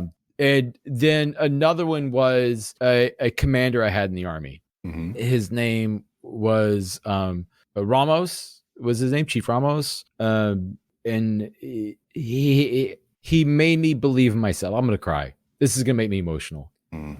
Out of all the stuff, this is probably gonna make me most emotional, is I don't talk about Ramos much, but he, besides my grandparents, he was the first person to ever make me believe in myself, that I was capable, that I could achieve, that I could, you know, he made me believe I was good at my job and I was valuable and I had a place. And I had never experienced that outside of my grandparents. And even my grandparents, it felt like pity. Yeah. You know, but him, it felt like he actually believed in what I could do, and my skills as what I use now, what I use every day now, my ability to talk, my ability to converse, and I hate to say it, but to manipulate, to go into a conversation in a social situation, gain control, and manipulate it to where I want it to be. Right. And I didn't know I had that. And he saw it and utilized it a lot, maybe in a selfish kind of way. But he still made me believe in myself that there's more to me than what I thought, if that makes sense. Yeah. So Terry Pratchett opened my mind to new ideas, but Chief Ramos was the first person that actually made me believe in myself. That's nice. There you go. Yeah. And I'm not crying. Fuck you. I'm not crying. You're crying. And he was a very sweet man. He had the God voice. He was like a 6'2" Puerto Rican.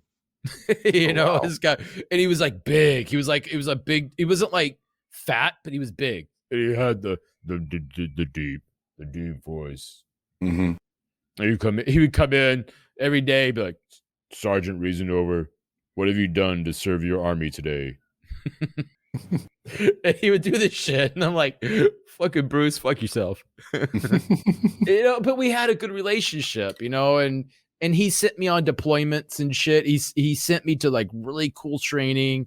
I got some amazing training because of him, like some super specialized and rare training that the Army and the Department of Defense gives out, some super cool deployments in some super cool areas of the world, all because he knew I was good at my job. I wasn't a very good soldier. You know what I mean? Like I wasn't very good at like soldiering stuff, but if you wanted me to do counterintelligence, I was on it. I was good at it. And he sent me to places where I was utilized and I saw my potential in these places, whether it be deployment in Northern Africa or in Iraq or Afghanistan, or just a simple fucking training exercise with NATO or whatever. Right. He sent me on really, really cool shit where my full potential was utilized by complete strangers. Because he would send me being like, this is my this specialist. This is my guy who can do this. And they would just expect that from me and I would perform. But nobody had ever given me that opportunity and that kind of encouragement belief for me to be able to achieve like that. Right. And nobody has since. That was the one period in my life where I was at full potential, other than my child. Right. That I talked about earlier. Yeah. Anyways. All right. Moving to question 12. What is your most prized possession? Wow. Damn, that's a good one. I don't fucking know, man. I don't really have stuff like that, That's a hard one, man. Because I don't do material stuff that much. It's not like it's not like the way I think. But I have a whole collection of stuff from that vagabond area of my life. Mm-hmm. That when I was traveling around, I've just like little, like a cup here or a pen there, or like I'm looking around my room right now at the stuff that I have, like there's a bunch of like little things, like tiny little. So I have a really bad memory. Like my recalls, I have brain damage. Mm-hmm. A couple times in my life, I've had serious head trauma. And the thing with the concussive syndrome thing, that affects the memory and shit. I have that, and so I have issues like with recall, and so having physical things around that I look at and be like, oh shit, I remember that now. You know what I mean? Like, even like in conversation with people, and a lot of people on my stream who are talking to me, they know that they have to give me cues, and if you give me a cue, I can remember it, but I'm not gonna easily recall things. You have to give me lots of lead-ins and cues. So physical, tactile things lead to very intimate memories that I had forgotten. So there's a lot of little things around my house, like a lot of little tiny things, bits and pieces around my house that have deep emotional memories that a lot of times I forget about until I see it. Does that make sense? However, one of the most valuable, cool things I own, there's two really cool, valuable, cool things that I own. One is my family was moonshiners at one point. And I have a little, like a tiny, what do you call it? Jug, like a tiny little jug. You know what a jug is, right? Like the old clay jugs that they used in the moonshine era. I have a tiny one that has my name on it. My name, my first and last name on it. But it's like 100+ years old. It's from the moonshine era. But it's because my dad is the third, right? Mm-hmm. So my dad, his dad, and then the person before the third had my first and last name. Oh. So it's him, like the old man that ran the moonshine. It was his name, which is my great grandfather. So it has his name, which is actually my name. Because so my first name, Benson, my dad's middle name is Benson, and he's the third, right? Okay. So Yeah. naturally, I'm the fourth Benson. Leslie Benson, Leslie Benson, Leslie Benson, Benson, and then my name, right? Mhm. So I'm I'm obviously the fourth. That actually goes back 7 generations. I'm the 7th Benson. Oh, wow. All of us, me, my dad, his dad, his dad, his dad, all the Bensons for 7 generations, firstborn males. Oh, wow. 7 generations of firstborn males with Benson, and my daughter is the one that fucked it up. Damn kids. God damn it. I even had, if we had a boy, I even had a Benson name picked out for her, which was my first love, Michael, who's dead now. It was his name, and my name is the middle name. So it would have been Michael Benson, would have been if we had a boy. Right. I had it all picked out, ready and shit like that for firstborn male. But we had Percy instead, and I love my daughter. All right. Anyways, next question. Inspired me. Yes, they did. Based off of your geographic location, I think question 13 will be interesting. We'll see. And based off of what I've learned about you so far. So there is going to be a little clarification here because I've had to clarify for everybody else. So beach vacation or camping trip. Now, the clarification is camping trip means, or does not necessarily mean roughing it tent on the ground floor. Yeah. Out in the woods, what you don't want. Isolation. It's, forest, woods, mountains, whatever. But surrounded by trees or surrounded by water. Yeah. Beach vacation, same thing. If you want like a beach house, right down on, Miami Beach, blah, blah, blah, blah, blah. So surrounded by earth or surrounded by water. Me personally, by myself, I always go deep into the woods.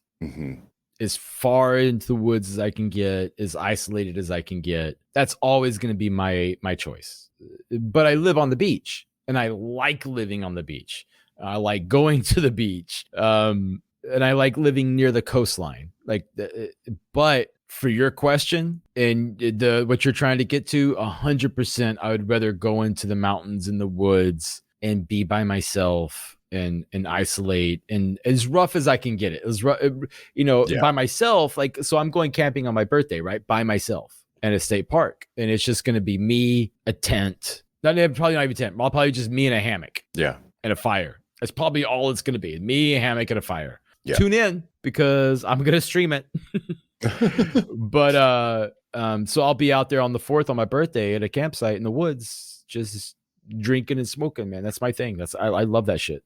Hell yeah. See, I'm right there with you. Personally, I fucking hate the beach. I know everybody's probably tired of me hearing me say this because I've said it every fucking episode, but it's a new guest every episode and they need to hear it. I fucking hate sand. 100%. I'm right there with you. It ruins it. I mean, growing up in South Louisiana, going to the quote unquote beach for me was stepping off of a muddy bank into the fucking water. Yeah, I'm about to say Louisiana beaches are fucking nasty. Like the only sand that exists in Louisiana is in Grand Isle. Oh, that's true. That's far south into Louisiana. It's just swamped in ocean. Yeah. So that's my ideal. If I'm going to go quote unquote to the beach, basically, if I want to go swimming, step off a mud bank into the fucking water. I'm solid. But you don't like all the sand. Yeah. If I have to choose between a traditional beach and going camping, my ass is going to the fucking woods. And so I'm just like you. I want it as rough as possible. Like I have always wanted to, and I've done it a couple of times in my life. I love doing it. You walk out into the woods and I'll bring a knife, a hatchet, and a fucking fire starter of some kind. Yep. That's all I take. I've done it many, many times. I love that. Like when I was living in Texas, man, that was like, I did that as a kid, man. Like my parents, I've talked about my childhood already. It was rough. And that's probably why I like the woods and being alone and isolated out in the woods so much that I didn't ever even put like 2 and 2 together. That was one of my things. I would pack a backpack and just disappear in the woods for a couple of days. And that was the only time that was mine, and I did that a lot as a kid, like as young as like 10, 11, 12 years old. I would just pack a backpack and just go into the woods. I would kill some squirrels or, maybe a pig or something, like a wild boar, like it's something.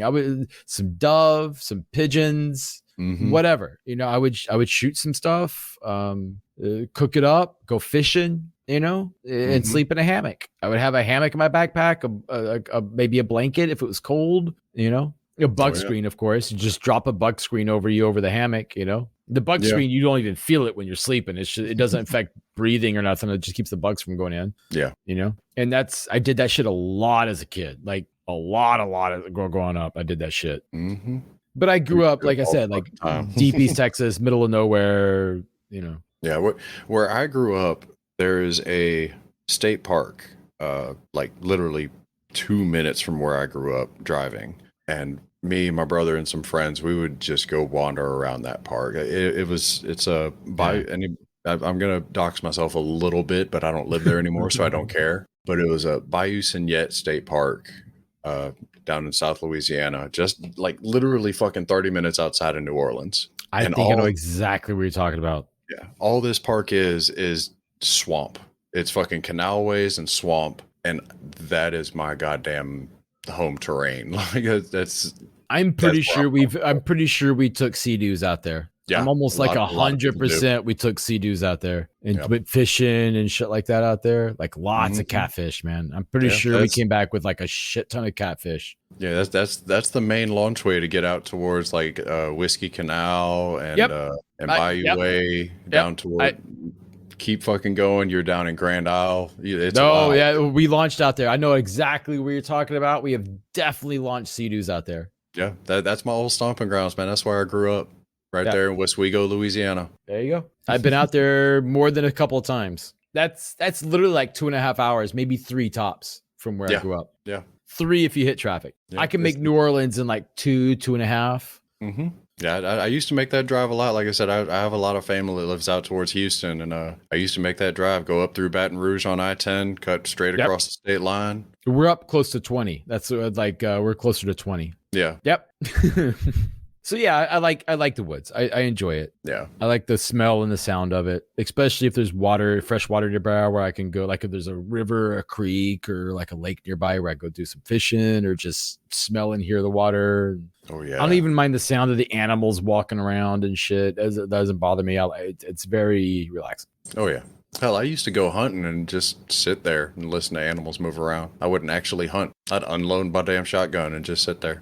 Yeah, I haven't been hunting in Jesus. The last time I went hunting was in Germany, actually. No, take it back. No, I'll take it back. I went hunting recently, not recently, but like 2006 or 2008, somewhere up in there. I think that's the last time I've been hunting. I think that's about the last time I went hunting.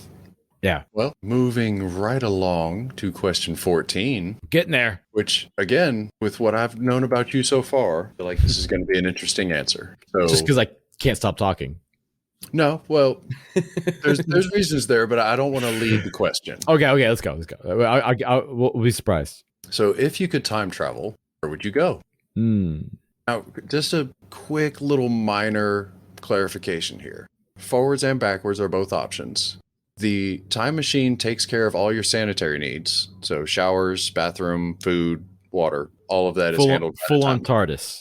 Yeah. You give me a TARDIS. It also fixes... It's something the TARDIS doesn't do. It just bitches about it. It fixes all of your paradoxes. Paradoxes. Yeah, it fixes the paradoxes for you. It deals with chaos theory. It fucking you can't actually change anything. You can only experience it. So forwards, backwards, where do you go? Damn, one trip, right? I mean, you could do a day trip, or you can go fucking spend a year somewhere. Like it's. Damn. So there's 2 options for me that really, and it's totally selfish. I'm not bettering humanity or fixing anything, just completely fucking self-centered selfishness, own curiosity stuff, right? Right. The first one being a good, 40, 50,000 years ago, early humanity. Like, the earliest I would find out our earliest proof of civilization, and I would go back 10,000 years before that. Whatever the earliest proof that we have that we came together, started communicating and talking, I would want to go a few thousand up to 10,000 years before that. I want to see what humanity was doing early. Before they started recording it. Yeah, before we started making art on walls, that lost era of, what happened between tree apes and verbal communication in art. Mm-hmm. What happened? I want to know. I want to see that. I want to see that human and what they were doing and how they were living and shit. Because it's unknown. It's a complete fucking unknown of humanity. We know that apes were coming together. We know that they were starting to use some type of communication. We know that they were starting to make communities and tribes and shit, but they weren't scratching on walls yet. Right. I want to know what that was like. I want to see humanity then. What the fuck was going on? How did they live? What was the communication? Were we all nonverbal, or was it really grunts and moans like we suspect, like in the movies and pop culture and shit like that? Was it clicks and beeps and grunts and moans, or was there some type of other communication where we were able to come together better? I don't know. Yeah, I'm really curious. Like some super early sign language. Yeah, I want to know. I want to know how that happened. And so the other one would it be if we all just went back to nonverbal? Oh my god, dude! There's a TV show I was watching recently. I think it was Old Man on FX. I don't know. It was one of these silent, angry antagonist stories, and when they were talking about how the idea of words are full of deceit, true on yeah, it was Old Man. It was Old Man on FX, where true honesty comes from your acts, the way you behave, the way you treat others, your behavior is where honesty comes from, not your words. Words are full of lies and deceit and manipulations and shit like that, but behavior is honest. Seeing the way people respond and seeing the way that people behave is honest. Mm-hmm. Nonverbal people are some of the most honest people in the world because they're not, full of the deceit of language. Right. But anyway, I can't remember what the question was. Time travel. Yes. Oh, and the other one was, so the two was go back in time to see the simplicity of humanity and how it started. Mm-hmm. And the other one was, I wouldn't mind traveling several thousand years into the future and seeing what happens. Yeah. I would really, both the curiosity is both the same. The need for that travel, the desire for that travel, and the curiosity is both the same. But how we started and how we end up. I want to know, man. I want to know. Yeah. I don't care about specific points in history or changing shit or fixing shit or seeing my parents or grandparents or what. I don't fucking care about any of that shit. Whatever. It don't matter. Fucking matter. But the giant cosmic questions or the fucking if you're gonna give me that kind of power, I'm going full on cosmic questions, man. I'm not going petty. Hell yeah. All right. Curiosity will get you. All right. So moving on to question 15. Yes, sir. Which is the only question on the list that has a correct answer. And I'll stand by that until the day I die. Okay. So, Benson, how do you like your steak cooked? You're talking like a prime cut, like ribeye or tenderloin or sirloin or some shit like that, right? Like a really good prime, like a nice cut steak, right? How do you like your steak cooked? There's no clarifier here because, steak is steak. No, you're talking to a butcher and a cook. I spent several years in a butcher shop. I get where you're coming from, but I'm not talking about how do you like your ground beef cooked? No, there's hanger steak, there's a fillets. I want like a tenderloin, like a nice tenderloin. Mm-hmm. I want it fairly pinkish, somewhere between medium and medium rare. So like a tenderloin, I'll take off the heat at around 125 to 130, right? Right. A sirloin or a ribeye, I'll take off below 120 even. Mm-hmm. I want that fucking juicy, uncooked fat. I want to chew the fat inside those steaks, Yes. But a tenderloin, I like a little bit more. Then you're talking maybe a hanger steak. I want fucking rare. I want that shit fucking sear it, and then cut it like a tenderloin because it's so small, Mm-hmm. So it depends on the cut of the steak, the kind of steak it is, but I like the pink. I like the juices. I like the fat. Don't want it bloody, but I want pink. I want juices. I want fats. Yes. All right, you passed. We'll let you continue on. All right, let's get into some controversy now. Wait, we haven't done controversy yet? God damn. Oh no, not like this. This is completely fucking pointless controversy that people argue over for whatever goddamn reason. All right. I'll prove So everybody wrong now. All right, question 16, iPhone or Android? 100% Android. Oh. Yeah, Apple's if you're in a nation that gives you options where you can get other kinds of phones with other kind of operating systems and shit like that, go for it, man. But in the United States, unfortunately, you're like in most European nations, you're kind of stuck with your options of Android or iPhone. And if I was to pick the lesser of the two evils, definitely an Android. Oh, so for political reasons. Lots of reasons, but yeah. Okay. iPhones are incredibly overpriced for not very much operating power. Yeah. I mean, it's definitely a valid reason to make your choices for anything, is how a company treats not only their employees, but their manufacturing process and the whole. But Android is kind of an open source stuff thing too. Like there's a lot of different manufacturers who use Android. So when you're talking about like Android or iOS, yeah. iOS is incredibly, all the iOSs are incredibly proprietary, overpriced. Granted, they're all written in Python and work really well. Yeah. That's beside the point.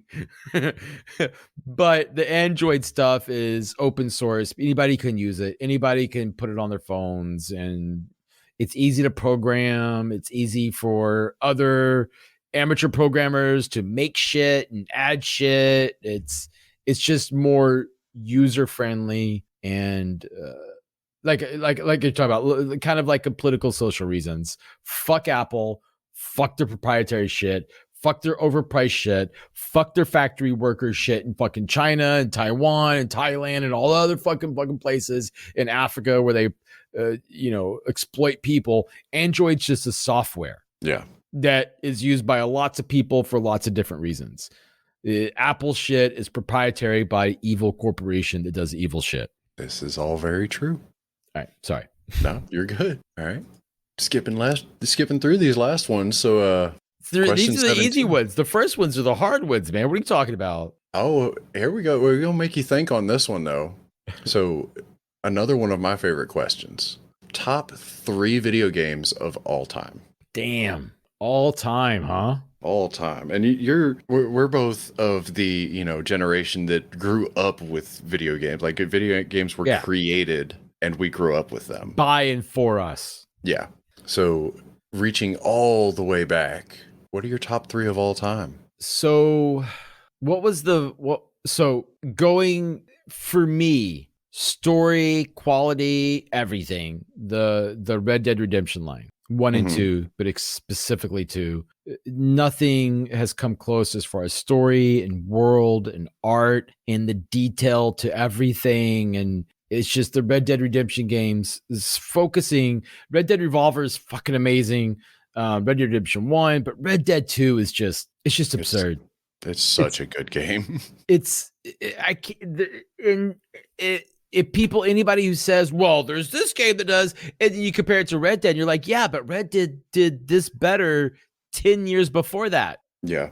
Like, they did it better than what you're talking about years before. But the Cyberpunk did. Yeah, but Red Dead did it better years before. Well, the God of War, yeah, Red Dead did it better years before. You know what I mean? Like any game you throw out is like an amazing, which all those games are. The Cyberpunk, what's the other one I mentioned? I can't even fucking remember. But anyways, the God of War, what's Aloy? What's her game? Fuck.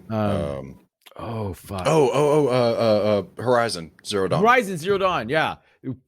Oh my God, that story is so good. Oh yeah. Holy shit, that story is so good. The Horizon Zero Dawn story is just, but Red Dead, just, it's so fucking good. So, but if you want to talk about like going back into my past, like the games that really stuck out from my childhood that like really influenced me as far as video gaming and shit like that. One of them is obvious.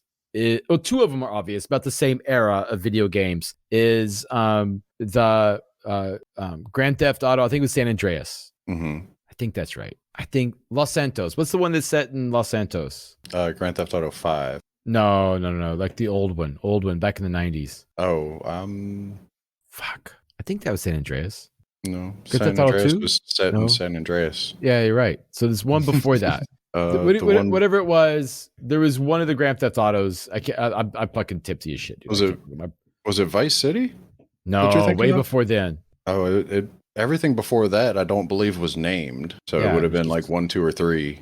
Yeah, maybe 2. I think it was the second one. Whatever the second Grand Theft Auto. Mm-hmm. The one that had like Snoop Dogg and shit. Anyways, the that one fucking was like, it blew my fucking mind. But the other one about the same time was the 7. Final Fantasy. Thank you, Final Fantasy 7. Oh, thank you. Somebody finally lists Final Fantasy 7. Thank God. Oh, that shit in the 90s just blew those two, because we were playing both. Me and my friends were playing both of those on the original PlayStation at the same fucking time. Mm-hmm. Around the same time, that same year or two, you know? Yeah. And we played both of those. And it really, really blew my mind and changed my mind about video games and shit like that, if that makes sense. A lot of people either didn't play Final Fantasy 7 or they just don't give it the credit that it needs. Oh, it's so good. What was the guy that shook his fist? There was Cloud, but there was the big black dude that shook his fist. Like half the game, he was just standing there shaking his fist. Oh, Barrett. Barrett, yes. It's so good. He was so angry. Just like half the scenes, he was just sitting there shaking his fucking fist in the air. It's so good. Yeah, it is. And then, Cloud, how dare you do that again? You put us in great peril. Shaking his fist the whole time. In my like late teens, early 20s. Actually, no, yeah, it would have been early 20s. So wait, what year were you born? 87. Oh, okay, so I got almost a decade on you. I'm 79. Yeah. But so the thing that like sprung the most nostalgia for me in my early 20s was when the movie Final Fantasy VII Advent Children came out. Yeah. Do you remember that? I do remember that. And finally being able to hear... I think I was like out of the army even. Yeah. Finally being able to hear Cloud, Barrett, Tifa, fucking Red 13, like being able to hear their voices and it was just very rewarding. That movie means so much to me. And they put so much effort into that movie. Like it felt like fan service done right for once. Yeah. It was a good one. It was a really good one. Mm-hmm. Very satisfying. Even introducing new characters that actually felt like they meant something to the story. And not just in there for filler. Yeah. Very, very well done. Yeah. Final Fantasy VII is definitely on my top 3 list. So another one that I played a shit ton of that probably most people are too young or don't know of or whatever like that is, I don't know if you remember like back in the, well, obviously you don't remember because you were born in 87, but back in the day there was the Sega Game Gear, right? Yeah. And I'm sure you know of it. Yeah. You don't, I'm sure you probably don't have memories of like. Oh, no. Yeah. I played a Game Gear. I had one. Oh, you did? Okay. Excellent. Yeah. So there was one of them, Echo the Dolphin. Yes. In the game. Oh, man. So many hours. So many hours playing Echo the Dolphin on Sega Game Gear, man. Like just trying to fucking jump as high as you could. Oh, my God, dude. It was just so insane. Like that early gaming, like Echo. Mm-hmm. So I did something on my Twitter about tribute to Echo or some shit like that, and then the Echo like Dolphin people developers still exist. They're still around, and they have a Twitter, and they're like, "Yeah, dude, it's good to see this." And I'm like, "Okay." Oh yeah, such good nostalgia. All right, moving right along. I keep saying that over and over. I know. Find a different transition. We are actually moving right along, so it's out. Fair enough. I don't know if I should call this the silliest or the dumbest question, but it's a question, so we're going to ask it. So, question 18: is cereal soup? Yes. Matter of fact answer. I like it. Yeah, I agree. It's true. Cereal is a soup. It's a cold soup. It's a type of soup. There's tons of types of soups. You can have chunky soups. They're called stews.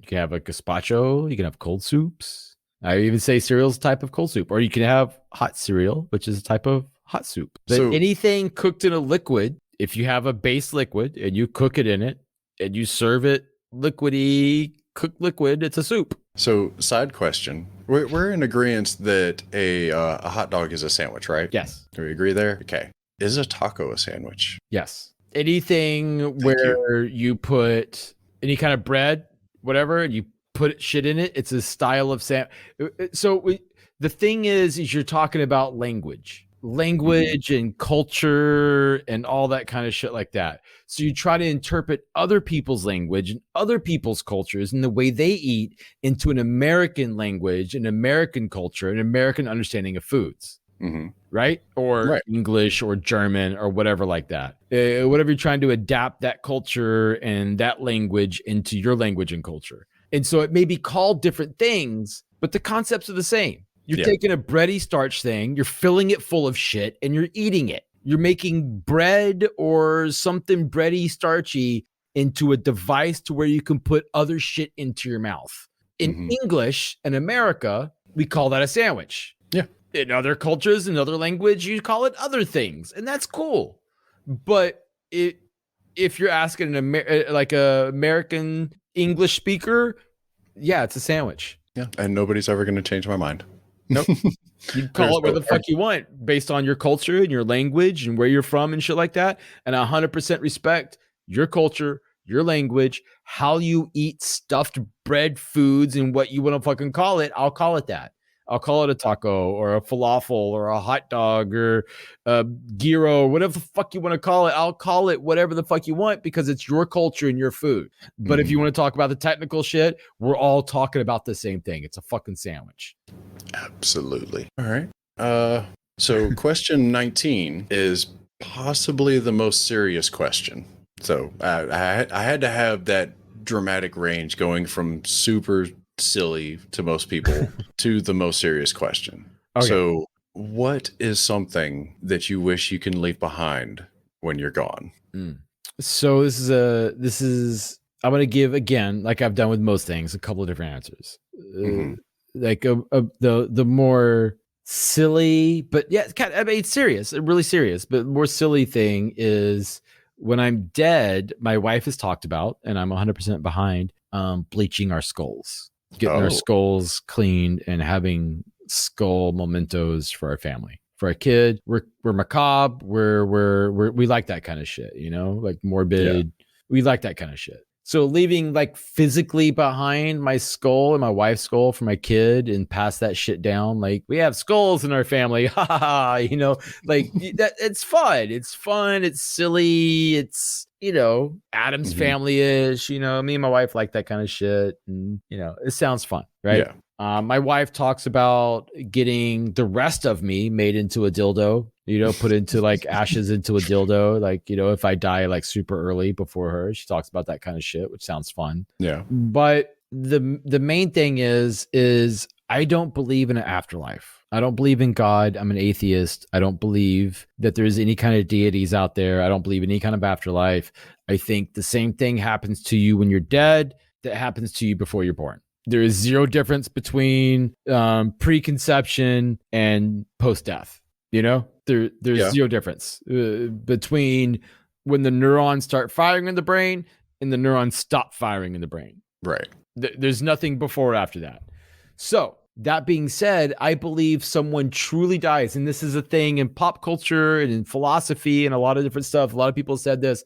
I'm not the first person to have ever said this, but you truly die when the last person forgets you or utters your name. Yeah. That's when you die. So my goal in life is to impact and to make a difference as much as I can, everywhere I can. And that's my whole love motif that I have to my stream and to my life and how I treat my coworkers, and how I treat my friends, strangers even, is lots and lots and lots of love. Lots of love, lots of compassion, lots of empathy, help wherever I can, whenever I can, however I can, because when those people are gone, I'm gone. And that's what I kind of want to leave. I want I want to have at least one person on this planet tell their children or their grandchildren about this guy named Benson who blah blah blah blah blah. Mm-hmm. That's what I want to leave. And I try to do that with every person I meet, everywhere I go. Is I want somebody to say to their grandchildren, great grandchildren, whatever, however long it lasts. Because I'm not going to accomplish anything. I'm not going to accomplish anything to leave. I'm never. I'm going to be one of the trillions of people who just die and no one ever talks about. That's the truth of humanity. Is there's a few thousand people we talk about, but there's trillions we don't. Yeah. That's just. I don't know if that's the hundreds of billions. I don't know what the numbers of humanity is. However many I'm making numbers up. I don't fucking know how many humans have existed. 5. There's been 5 humans since the dawn of humanity. There's been at least 12. Yes, I've met 12, so I know there's been 12. So no, but seriously, since the dawn of whatever that number is, like 99.9999999% has been forgotten. Yeah. Their names, what they did, who they were, have been forgotten. They last a generation. The worst of people, maybe not the worst, because of course there's Jeffrey Dahmer and Hitler and all these serial killers and horrible Genghis Khan, like all these horrible fucking people who survive history. But the large majority of people, doesn't matter what you've done in your life, you disappear after a generation or two. Your name, who you were, your existence doesn't fucking matter. So I just want as many people to remember me for love. For you know what that guy actually did love. He loved whatever, his kids, he loved me, he loved whatever. I just want someone to utter my name with the word love in the same sentence for as long as possible. How about that? Dude, that's I don't think anyone could ask for anything better, honestly. I hope so. Hopefully my kid and my grandkids, hopefully that, but if not, at least some other people that I've impacted, and hopefully I've made some impacts. Yeah. If not, I'm only 43 and I got a long ways to go, knock on wood, that I got a long ways to go to make as much impact as I can. Hey, you're trying. That's really all that matters to me, anyway. In my opinion, like you're trying to put good out there, and that's amazing. Do what you can, man. Do what you can. Yeah. Well, that brings us to... I feel... I'm sorry. Go ahead. No, go. No, I would say I feel a little privileged. And I'm sure you're in the same boat that we are white males in a white male world to where our voices actually carries a little bit of weight. Right. Like whenever we talk as white males in America, especially, people tend to listen more than if you have a vagina or if your skin's has a little more melatonin than ours.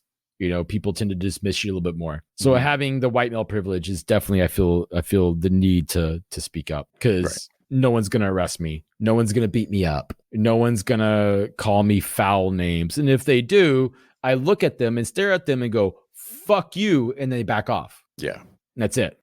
Even cops. I had a friend of mine one time, we were smoking weed in a fucking park. A cop rolled up on us. And the cop was being pushy a little bit. And then I stood up to him. It's like, dude, are you going to write us a ticket or are you just going to let us go? And I said it to it kind of like that. Are you going to write us a ticket for smoking weed or leave us the fuck alone? And the cop was like, no, I'm not going to. But my friend was a dark-skinned Indian, from India, dark skin. And he was like, holy shit, dude. Was that white privilege? Yeah. Did I just see white privilege? Did you just talk to a cop like that, get away with it? If I would have said anything like that to a cop, I would have had my ass beat.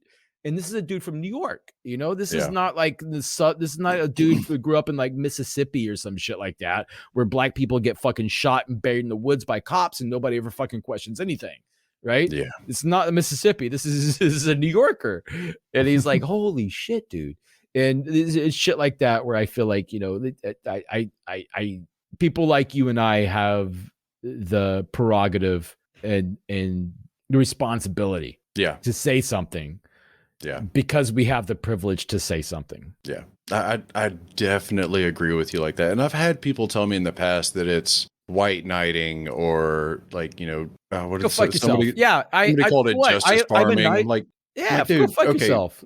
I'm not doing this because it makes my name better or I get anything out of it. For for as far as anybody fucking knows, just looking at me, I am a straight white male. 100%. I have nothing to gain for standing up against wrongdoings for the LGBTQ community or for people of color or anything like that. But I always stand up for them whenever I fucking can because it's the right thing to do. Exactly. I'm You have a not voice. trying to fucking, make myself look good. I'm not trying to fucking get anything out of it because I don't. Man, I do it because it's the right fucking thing.